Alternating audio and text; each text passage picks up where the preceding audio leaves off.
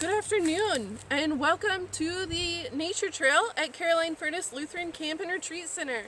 Today we're at stop number 4. Stop 4 focuses on native wildlife, both past and present.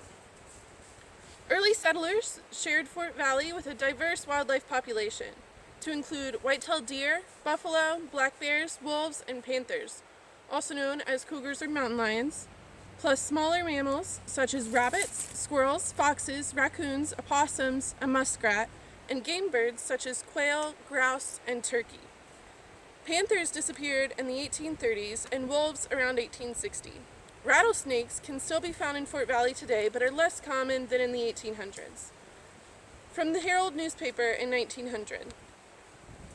L. Nicholas and A.C. Licklider have killed 31 rattlesnakes besides the 20 that were killed in their bark peeling. They measured from 3 to 7 feet in length, the latter being a huge one that had 17 rattles and a button and measured 4 inches in diameter. As a result of habitat destruction through furnace-era charcoaling, lumber and tin bark demand, and the chestnut blight, the local wild game population was already depleted before the Great Depression. In the early 1930s, groups such as the Virginia Department of Game and Inland Fisheries, the U.S. Forest Service, and the Civilian Conservation Corps began the process of reforestation and reintroduction of game species. Even white-tailed deer had to be reintroduced to this area. In 1933, a herd of 25 white-tailed deer were purchased from Pennsylvania and released in the Edinburgh Gap Reserve. Each deer cost $25. The state of Virginia purchased 10 deer, Shenandoah County purchased 6, and the rest were bought by local businesses, residents, and organizations. More than 500 people gathered to watch the release of the first deer. Since the native population was virtually extinct, many of the children present had never seen deer before the release. Look closely around you for deer tracks and signs as you continue down the trail.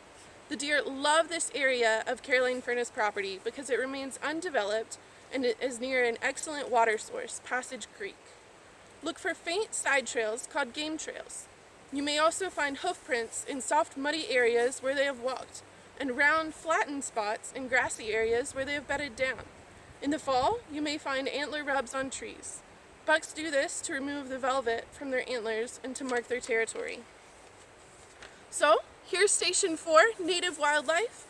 Hopefully you'll see some if you're super quiet as you walk down Nature Trail. And hopefully you get to experience Nature Trail for your own soon. We hope to see you back on property very, very soon. See you next week!